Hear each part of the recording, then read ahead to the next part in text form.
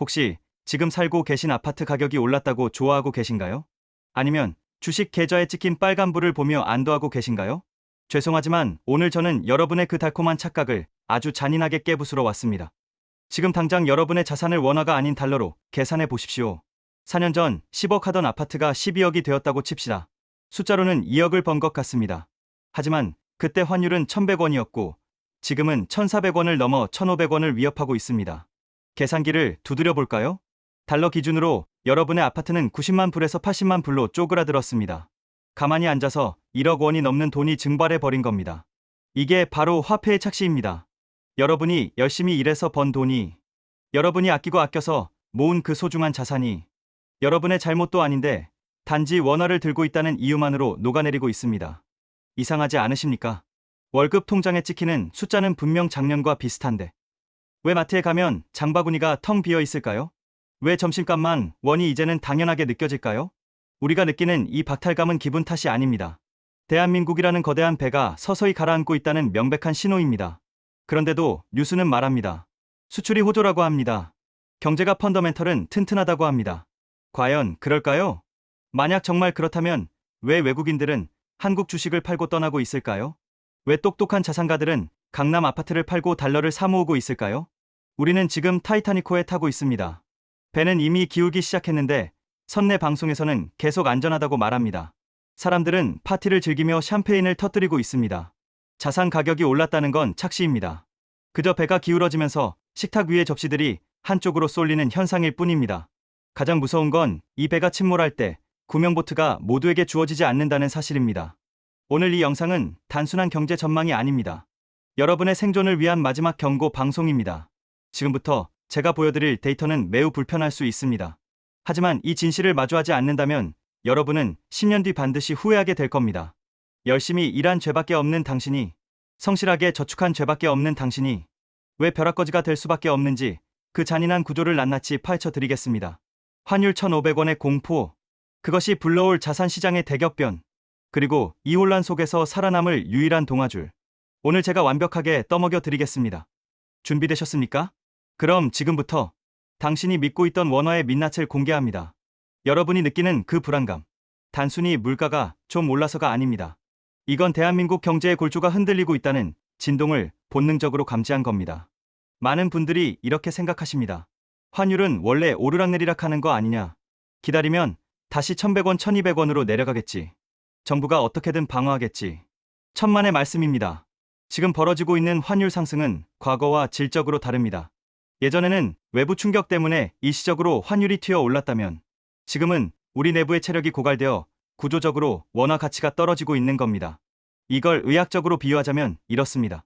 과거의 환율 급등이 갑자기 교통사고를 당해서 피를 흘리는 외상이었다면 지금은 당뇨나 고혈압처럼 몸속 장기가 서서히 망가져가는 만성 질환입니다. 피가 나는 건 꿰매면 됩니다. 하지만 장기가 기능을 멈추는 건 약도 없습니다. 왜 이런 일이 벌어졌을까요? 도대체 왜 세계 10위 경제 대국이라는 대한민국의 돈이 이렇게 힘없이 무너지고 있는 걸까요? 이유는 아주 간단하고 잔인합니다. 매력이 없기 때문입니다. 대한민국 원화라는 자산이 글로벌 투자자들에게 더 이상 매력적인 투자처가 아니라는 뜻입니다. 생각해 보십시오. 세계에서 가장 안전한 미국 국채가 연 5% 이자를 줍니다. 그런데 한국 국채는 3%대에 불과합니다. 여러분이라면 어디에 돈을 맡기시겠습니까? 위험한 신흥국에 투자하려면 당연히 이자를 더 줘야 합니다. 이건 투자의 기본 상식입니다. 그런데 지금 우리는 미국보다 이자를 덜 줍니다. 돈이 한국에 머물러야 할 이유가 단 하나도 없는 상황입니다. 그러니 외국인 자금이 썰물처럼 빠져나가는 건 너무나 당연한 이치입니다.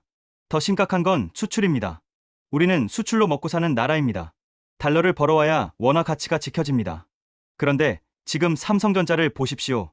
반도체 겨울론이 나오고 중국 기업들이 턱 밑까지 쫓아왔습니다.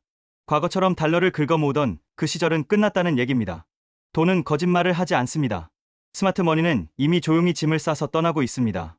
강남의 자산가들이 빌딩을 팔아 달러 예금으로 갈아타는 게 과연 우연일까요? 기업들이 국내 투자를 줄이고 미국에 공장을 짓는 게 단순히 트럼프 대통령 때문일까요? 아닙니다. 원화라는 배가 가라앉고 있다는 걸 가장 먼저 눈치챈 선장과 1등 항해사들이 먼저 탈출하고 있는 겁니다. 그런데도 우리는 여전히 원화라는 감옥에 갇혀 있습니다. 아파트 가격이 올랐다고 좋아하고 있습니다. 그 아파트가 원화로 표시되어 있다는 사실은 까맣게 잊은 채 말입니다. 이건 마치 물이 서서히 끓어오르는 냄비 속의 개구리와 같습니다. 물이 따뜻하다고 느끼는 순간 이미 근육은 익어버려 뛰쳐나갈 힘을 잃게 됩니다. 지금 여러분이 느끼는 그 안도감이 바로 끓는 물 속의 따뜻함일 수 있습니다. 환율 1,400원이 뉴노멀이 된다는 건 단순히 해외여행 갈 때 돈이 좀 더 드는 문제가 아닙니다.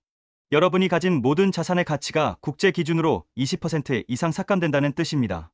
앉아서 월급의 5분의 1을 도둑맞는 것과 똑같습니다. 이 거대한 흐름을 거스르려 하지 마십시오. 개인이 환율을 이길 수는 없습니다. 하지만 파도가 덮쳐올 때 서핑보드에 올라타 파도를 탈 수는 있습니다. 지금부터 그 방법을 보여드리겠습니다. 어려운 경제 용어는 다 빼고 아주 쉬운 비유로 설명해 드리겠습니다. 이 구조를 이해하는 순간 여러분의 눈앞에 보이지 않던 거대한 부의 이동 경로가 선명하게 드러날 겁니다. 준비되셨다면 다음 장으로 넘어갑니다. 원화의 몰락이 여러분에게 어떻게 기회가 될 수 있는지 그 역설적인 비밀을 파헤쳐 보겠습니다. 자, 이제 머리 아픈 경제 뉴스나 전문가들의 어려운 용어는 잠시 잊으십시오. 제가 아주 쉬운 그림 하나를 그려드리겠습니다. 이 그림을 이해하면 지금 우리 돈에 무슨 일이 벌어지고 있는지 단박에 알 수 있습니다.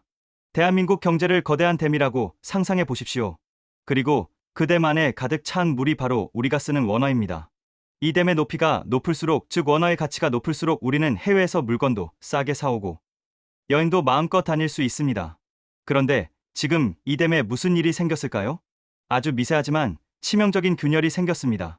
댐 벽에 금이 가고 물이 새어나오기 시작했습니다. 이게 바로 무역 적자와 자본 유출입니다. 과거에는 비가 많이 와서 댐의 수위가 항상 유지됐습니다. 물이 좀 새 나가도 다시 채워지니 걱정이 없었죠? 하지만 지금은 어떤가요? 비는 그쳤고 가뭄이 들었습니다. 들어오는 물은 없는데 갈라진 틈으로 물은 계속 빠져나가고 있습니다. 댐의 수위가 낮아지면 어떻게 될까요? 당연히 물의 높이가 내려가겠죠? 이게 바로 환율 상승입니다. 댐 안에 물이 줄어드니 물 한 바가지의 귀함이 예전 같지 않은 겁니다. 여러분이 가진 아파트, 주식, 예금, 이 모든 것은 결국 이 댐 안에 떠 있는 배나 다름없습니다. 많은 분들이 이렇게 생각합니다. 내 배는 10억짜리니까 튼튼해, 안전해. 하지만 댐에 물이 다 빠져버리면 그 배가 아무리 비싸고 화려해도 무슨 소용일까요? 그냥 바닥에 처박힌 고철 덩어리에 불과합니다. 더 무서운 비유를 들어볼까요? 여러분의 원화 자산은 한여름 땡볕 아래 놓인 얼음과 같습니다. 냉동실, 즉 경제가 안정적일 때는 얼음이 단단하게 그 형태를 유지합니다. 하지만 지금처럼 환율이 치솟는 인플레이션의 땡볕 아래서는 가만히 놔두기만 해도 녹아내립니다. 아침에 일어나서 보면 얼음 크기가 줄어 있습니다. 다음 날 보면 더 작아져 있습니다. 도둑이 든 게 아닙니다. 누가 떼어간 것도 아닙니다. 그저 환경이 바뀌었을 뿐인데 내 자산의 크기는 물리적으로 줄어들고 있는 겁니다. 이걸 자산의 증발이라고 합니다. 여러분이 은행에 고이 모셔둔 1억 원, 숫자는 그대로 1억이지만 그 얼음의 크기는 작년보다 20% 작아졌습니다. 마트에 가서 장을 보면 바로 느껴지시죠? 예전에는 얼음 한 덩어리로 살 수 있었던 것들이 이제는 반 덩어리밖에 못 삽니다. 나머지 반은 어디로 갔을까요? 공중으로 사라진 겁니다. 그런데 사람들은 착각합니다. 아파트 값이 10억에서 12억이 됐으니 내 얼음이 커진 거 아니야? 천만에요. 그건 얼음이 커진 게 아니라 얼음을 재는 자의 눈금 자체가 작아진 겁니다. 화폐라는 자의 눈금이 촘촘해지니 숫자가 커 보일 뿐 실제 얼음의 양은 그대로거나 오히려 줄었습니다. 이것이 바로 인플레이션의 착시입니다. 우리는 숫자가 커지면 부자가 됐다고 느낍니다. 하지만 본질을 봐야 합니다. 댐에 물이 빠지고 있는데 배가 높이 떠 있다고 착각하는 것, 얼음이 녹고 있는데 숫자가 커졌다고 좋아하는 것, 이것만큼 위험한 도박은 없습니다. 지금 한국 경제라는 댐은 수문을 열어 물을 내보내고 있는 게 아니라 구조적인 균열로 인해 물이 새고 있는 상태입니다. 수리할 수 있을까요? 안타깝게도 이 균열은 인구 감소, 제조업, 쇠퇴라는 너무나 깊은 구조적 문제라 시멘트 몇 포대 바른다고 해결될 문제가 아닙니다. 이 상황에서 여러분은 무엇을 해야 할까요? 계속 물이 빠지는 댐 안에서 더 좋은 배로 갈아타려고 아등바등해야 할까요? 아니면 댐 밖으로 나갈 준비를 해야 할까요? 답은 명확합니다. 하지만 대부분의 사람들은 여전히 댐 안에서 서로 더 높은 곳으로 올라가려고 싸우고 있습니다. 그곳이 곧 바닥을 드러낼 진흙탕이라는 사실은 모른 채 말입니다. 이제 이 비유를 현실, 세계의 냉혹한 데이터로 증명해 보이겠습니다. 단순히 겁을 주는 게 아닙니다. 댐의 수위가 얼마나 위험한 수준까지 내려갔는지 숫자로 확인시켜 드리겠습니다. 제 이야기가 과장처럼 들리십니까? 댐이 무너진다니 너무 공포를 조장하는 것 아니냐고 반문하실 수도 있습니다. 좋습니다. 지금부터 감정은 싹 빼고 오직 차가운 숫자로만 증명해 보이겠습니다. 숫자는 거짓말을 하지 않기 때문입니다. 가장 먼저 확인해야 할 숫자는 2%입니다. 이 2%라는 격차가 우리 경제의 목줄을 죄고 있습니다. 미국의 기준금리는 5.5%입니다. 반면 한국은 3.5%입니다. 무려 2%포인트 차이가 납니다. 이게 무슨 의미일까요? 돈은 물과 같습니다. 높은 곳에서 낮은 곳으로 흐르죠. 그런데 금융의 세계에서는 반대입니다. 돈은 이자를 조금이라도 더 주는 곳, 즉 금리가 높은 곳으로 흐르는 강력한 중력이 작용합니다. 세계에서 가장 안전한 미국이 이자를 5.5%나 줍니다. 그런데 한국은 3.5%밖에 안 줍니다. 외국인 투자자 입장에서 생각해 보십시오. 위험수당을 더 줘도 모자랄 판에 이자까지 덜 주는 한국에 돈을 놔둘 이유가 있습니까? 없습니다. 그래서 지금 이 순간에도 외국 자본이 짐을 싸서 떠나고 있는 겁니다. 이건 감정이 아니라 수학입니다. 두 번째로 봐야 할 숫자는 무역수지입니다. 과거에 우리가 금리 차이를 버틸 수 있었던 건 수출이 잘 됐기 때문입니다. 삼성전자가 반도체를 팔아 달러를 긁어모아 오니 댐에 물이 찼습니다. 하지만 지금 삼성전자의 성적표를 보십시오. 반도체 겨울이라는 말이 괜히 나오는 게 아닙니다. 중국의 추격 기술 격차 축소. 이건 일시적인 부진이 아닙니다. 우리가 달러를 벌어들이는 파이프라인 자체가 녹슬고 있다는 구조적인 신호입니다. 파이프가 터져서 물이 들어오지 않는데 댐 수위가 유지될 리 만무합니다. 세 번째 더 무서운 숫자는 외환 보유고입니다. 정부는 환율을 방어하겠다고 말합니다. 환율이 너무 오르면 가지고 있던 달러를 시장에 내다 팔아서 억지로 가격을 누릅니다. 이걸 구두 개입 혹은 실개입이라고 하죠. 하지만 묻겠습니다. 우리가 가진 달러가 무한정일까요? 아닙니다. 바닥이 있는 항아리입니다. 지금 정부가 하는 행동은 추운 겨울에 집을 따뜻하게 하겠다고 기둥뿌리를 뽑아서 땔감으로 쓰는 것과 같습니다. 당장은 따뜻할지 몰라도 결국 집은 무너집니다. 환율 1,400원이 일상이 된 지금 전문가들은 조심스럽게 1,500원을 이야기합니다. 하지만 저는 단언합니다.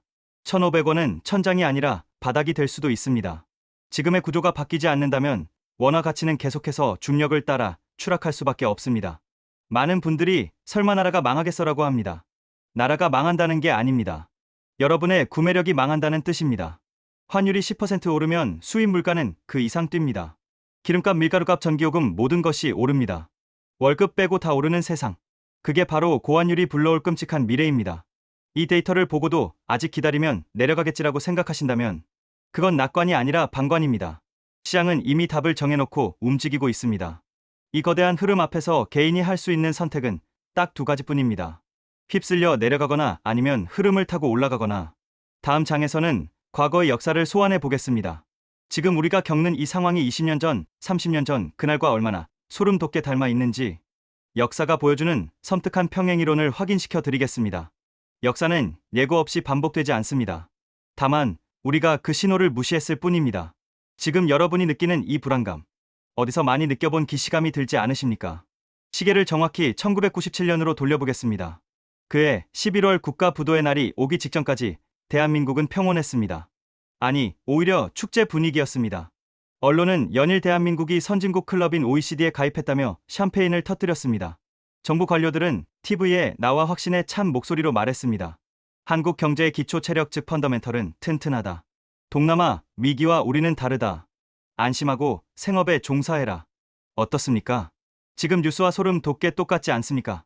그때도 환율이 슬금슬금 오르고 있었지만 정부는 일시적인 현상이라며 방어했습니다. 대기업들이 하나둘씩 휘청거렸지만 설마 대마불사인데 망하겠냐며 애써 외면했습니다. 하지만 결과는 어땠습니까? 하룻밤 사이에 세상이 뒤집어졌습니다. 800원 하던 환율이 순식간에 2,000원을 돌파했습니다. 어제까지만 해도 떵떵거리던 중산층 아버지가 하루아침에 실직자가 되어 거리로 내몰렸습니다. 평생을 바쳐 모은 퇴직금은 휴지 조각이 되었고 은행 이자가 30%까지 치솟아 빚이 있는 사람들은 말 그대로 지옥을 맛봤습니다. 가장 비극적인 건 성실하게 살았던 사람들일수록 더 큰 피해를 봤다는 사실입니다.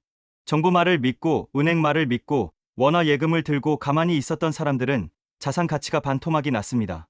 반면에 눈치 빠른 소수는 어땠을까요?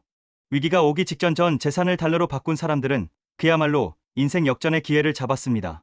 환율이 2배가 되니 가만히 있어도 자산이 2배가 됐고 그 돈으로 폭락한 아파트와 주식을 쓸어 담았습니다. 누군가의 지옥이 누군가에게는 단군 이래 최대의 기회였던 겁니다. 이게 바로 부의 재분배입니다. 경제 위기는 돈이 사라지는 게 아닙니다. 준비하지 않은 자의 주머니에서 준비된 자의 주머니로 돈이 이동하는 거대한 강탈의 과정입니다.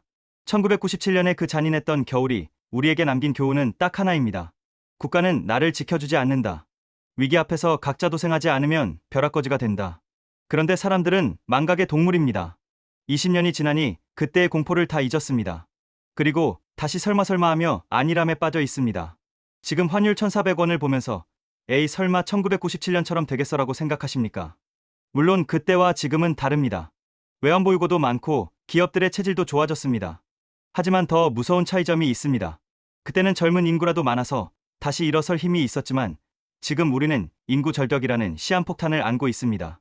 성장 동력이 꺼진 상태에서 맞이하는 위기는 회복 탄력성이 없습니다. 한번 무너지면 다시는 올라오지 못하는 영구적인 추락이 될 수 있다는 뜻입니다. 지금 시장이 보내는 시그널은 명확합니다. 제2의 IMF가 온다는 말이 아닙니다. 그보다 더 지독하고 천천히 우리를 말려 죽이는 만성적 복합 불황이 시작되었다는 신호입니다. 과거를 통해 배우지 못하는 민족에게 미래는 없습니다. 1997년 달러를 쥐고 웃었던 그 소수의 승리자들. 그들이 특별히 똑똑해서였을까요? 아닙니다. 그들은 단지 징후를 읽고 남들보다 반 템포 먼저 움직였을 뿐입니다. 이제 다음 장에서는 또 다른 악몽을 소환하겠습니다. 2008년 금융위기. 모든 것이 무너져 내릴 때 과연 어떤 자산이 살아남았는지, 그리고 지금 우리가 쥐고 있어야 할 단 하나의 동아줄이 무엇인지 역사적 데이터로 검증해 드리겠습니다. 1997년이 우리 내부가 골마 터진 사건이었다면 2008년은 외부에서 날아온 거대한 운석 충돌이었습니다. 미국 월가에서 시작된 금융위기라는 쓰나미가 전 세계를 덮쳤을 때 대한민국은 또다시 속수무책으로 당했습니다. 코스피는 반토막이 났고 부동산 불패 신화라고 믿었던 강남 아파트 값마저 휘청거렸습니다. 그런데 여기서 아주 흥미로운 현상이 발견됩니다. 모두가 곡소리를 내며 무너지고 있을 때 오히려 자산이 불어난 기이한 집단이 있었다는 사실입니다.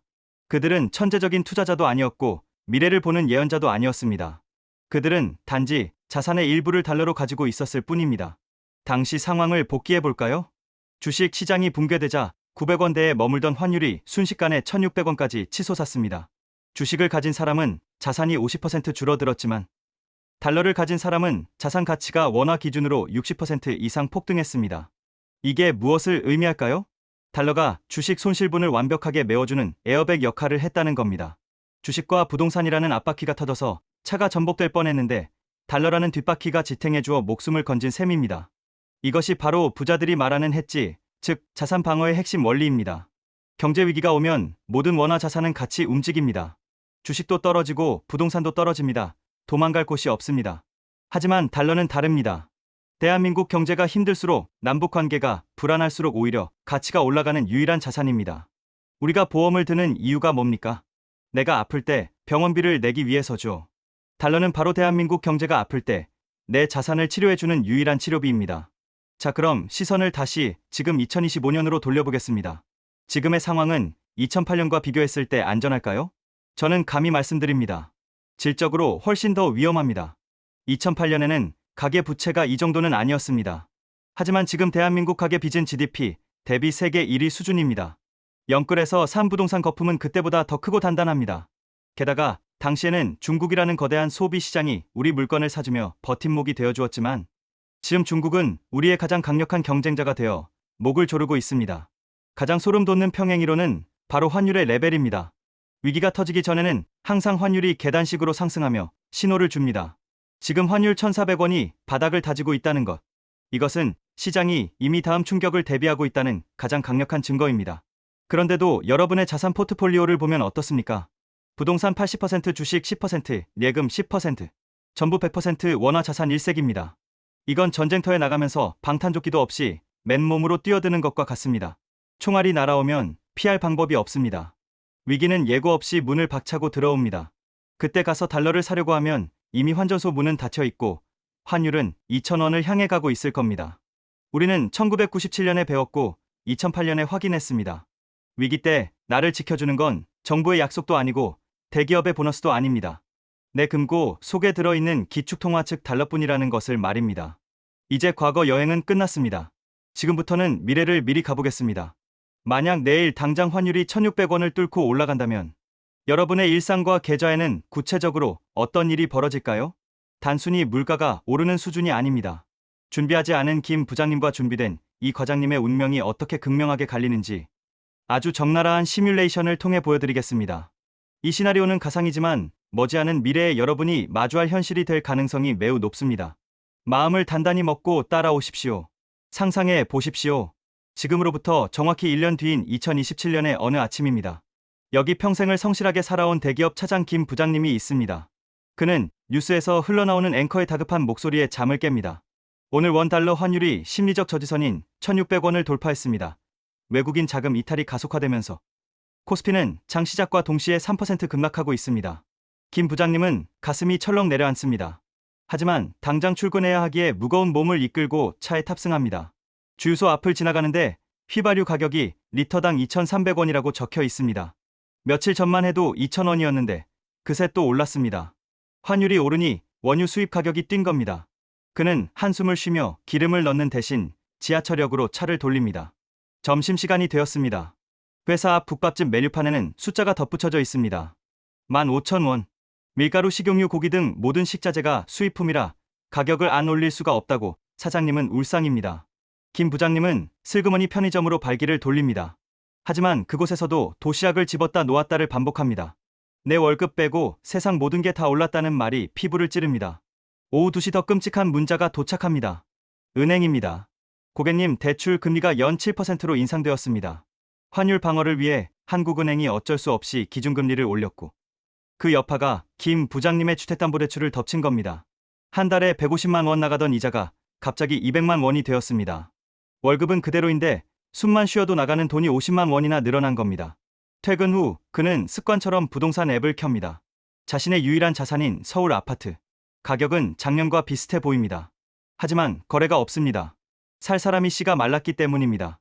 더 충격적인 건 달러로 환산했을 때의 가치입니다. 작년에는 8억 원 환율 1,300원 기준으로 약 61만 불이었던 집이 환율 1,600원이 되니 50만 불로 쪼그라들었습니다. 가만히 앉아서 1억 5천만 원을 도둑맞은 셈입니다. 저녁 식탁 분위기는 무겁습니다. 아이 학원비를 줄여야 하나 고민하는 아내의 얼굴을 보며 김 부장님은 죄책감을 느낍니다. 내가 뭘 잘못했지? 난 술도 안 마시고 열심히 일만 했는데 왜 우리는 점점 가난해지는 거지? 그는 억울합니다. 성실함이 죄가 되는 세상. 아무것도 하지 않은 것이 가장 큰 리스크가 되어버린 세상. 이게 바로 환율 위기가 불러올 김 부장님의 비극적인 미래입니다. 이 이야기가 남의 일처럼 느껴지십니까? 아니면 어쩌면 내 이야기가 될 수도 있겠다는 서늘한 공포가 느껴지십니까? 김 부장님은 가상의 인물이지만 그가 겪는 고통은 지극히 현실적인 경제 메커니즘에 기반하고 있습니다. 환율이 오르면 수입 물가가 오르고 금리가 따라 오르고 자산 가치는 폭락합니다. 이건 피할 수 없는 도미노입니다. 하지만 같은 시각, 전혀 다른 아침을 맞이하는 사람도 있습니다. 모두가 비명을 지를 때 조용히 미소 짓는 사람. 위기가 닥칠 것을 미리 알고 방주를 준비했던 이 과장님의 하루는 김 부장님과 180도 다릅니다. 지옥과 천국은 종이 한 장 차이입니다. 준비했느냐, 안 했느냐. 자산의 일부를 달러로 바꿔놓았느냐 아니냐. 그 작은 차이가 1년 뒤 두 사람의 운명을 어떻게 갈라놓는지 똑똑히 보여드리겠습니다. 이제 희망편을 볼 차례입니다. 여러분이 이 과장님이 될 수 있는 방법이 아직 남아 있습니다. 다음 장으로 넘어가시겠습니까? 같은 2027년의 아침, 옆팀 이 과장님의 풍경은 전혀 다릅니다. 뉴스에서 환율 1,600원 돌파 소식이 들려오자 그는 조용히 스마트폰을 켜서 증권 계좌를 확인합니다. 놀랍게도 그의 계좌는 빨간불입니다. 국내 주식이 30%나 폭락해서 파란불이 떴지만 전체 자산은 오히려 늘어났습니다. 비결이 뭘까요? 그는 1년 전 제 영상을 보고 자산의 40%를 달러, 자산으로 바꿔놓았기 때문입니다. 그가 보유한 미국 S&P 500 ETF와 달러, 예금은 환율이 1,300원에서 1,600원으로 오르면서 가만히 있어도 원화 기준 23%의 수익이 났습니다. 국내 자산에서 까먹은 손실을 달러, 수익이 완벽하게 메워주고도 남은 겁니다. 이게 바로 자동 방어 시스템입니다. 이 과장님은 출근길에 주유소 가격표를 보고 혀를 차지만 공포를 느끼지는 않습니다. 오히려 그는 지금을 기회라고 생각합니다.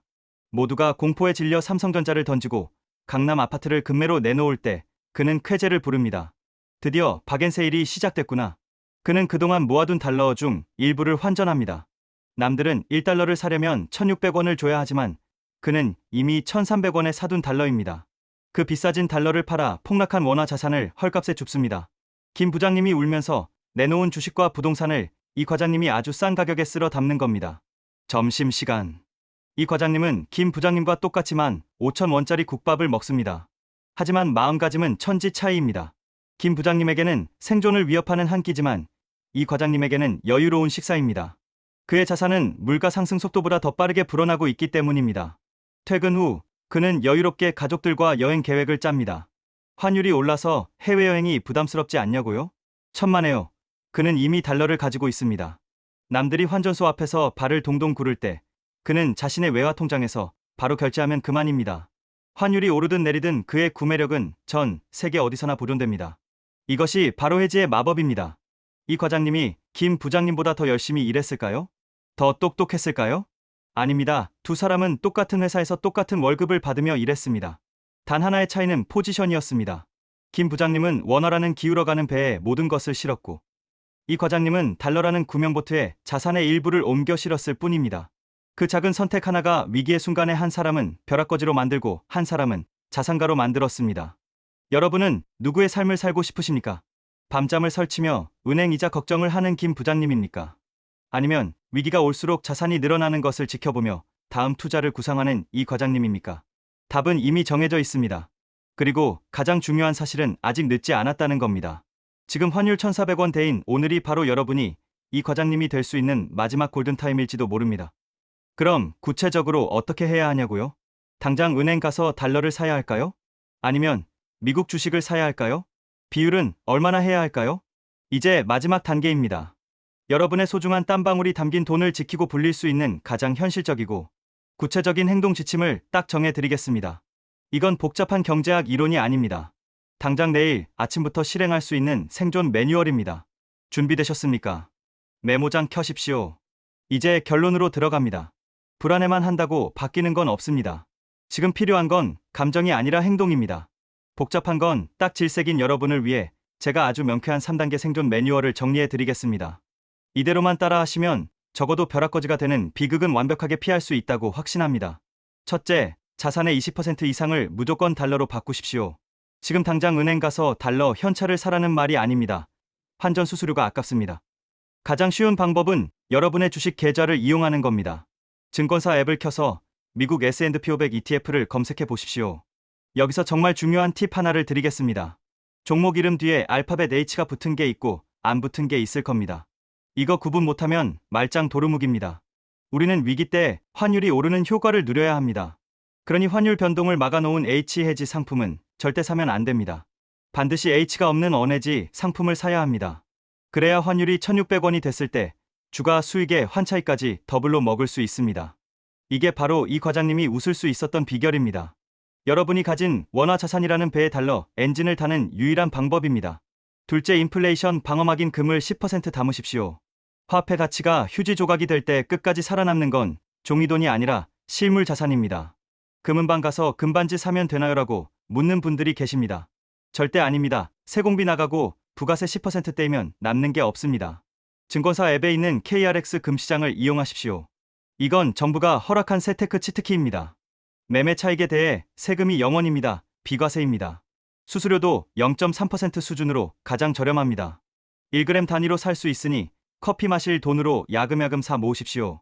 전쟁이 나든 경제가 망하든 금 덩어리는 여러분의 계좌를 지키는 가장 강력한 방패가 될 것입니다. 셋째, 이 모든 것을 ISA 계좌 안에서 하십시오. 돈을 버는 것도 중요하지만 지키는 게 더 중요합니다. 수익이 났는데 세금으로 다 뜯어가면 무슨 소용입니까? ISA 계좌는 만능 통장입니다. 여기서 발생한 수익은 200만 원까지 비과세고 그 이상도 저율분리과세로 끝납니다. 정부가 제발 국민 여러분 자산 형성 좀 하세요라고 만들어준 제도인데 이걸 안 쓰는 건 바보나 다름없습니다. 아직도 일반 주식 계좌에서 거래하고 계신다면 오늘 당장 은행이나 증권사 가서 ISA 계좌부터 만드십시오. 정리하겠습니다. 여러분의 포트폴리오는 이제 이렇게 바뀌어야 합니다. 부동산과 원화 예금 몰빵에서 벗어나십시오. 원화 70% 대 달러 20%, 대금 10%. 이 황금 비율이 여러분을 어떤 위기에서도 지켜줄 삼각편대입니다. 너무 늦었다고 생각하지 마십시오. 환율 1,400원인 지금이라도 시작해야 1,600원, 2,000원 시대를 대비할 수 있습니다. 가장 위험한 건 타이밍을 재는 게 아니라 아무것도 하지 않고 멍하니 있는 것입니다. 지금 당장 스마트폰을 들어 계좌를 개설하고 단돈만 원이라도 달러, 자산을 매수하십시오. 그 작은 행동 하나가 여러분의 10년 뒤 미래를 바꿀 첫 번째 도미노가 될 것입니다. 이제 마지막 마무리를 하려 합니다. 이 모든 방법론보다 더 중요한 것이 있습니다. 바로 위기를 대하는 여러분의 태도입니다. 이 험난한 파도 속에서 우리는 어떤 마음으로 노를 저어야 할까요? 마지막 결론 파트에서 제 진심을 담아 전해드리겠습니다. 오늘 긴 이야기를 나눴습니다. 어쩌면 제가 드린 말씀이 여러분의 마음을 더 무겁게 만들었을지도 모르겠습니다. 하지만 기억하십시오. 진짜 공포는 눈을 감았을 때 사라지는 게 아니라 눈을 뜨고 직시했을 때 비로소 극복할 수 있는 것입니다. 많은 분들이 저에게 묻습니다. 작가님, 왜 이렇게까지 비관적으로 보십니까? 한국 경제가 그렇게 쉽게 무너지겠습니까? 저는 비관론자가 아닙니다. 오히려 누구보다 여러분이 부자가 되기를 바라는 극단적 현실주의자일 뿐입니다. 비가 올 것 같으면 우산을 챙기라고 말하는 것이 비관입니까? 아니면 비가 오는데도 곧 그치겠지라며 젖은 채로 떨고 있는 것이 긍정입니까?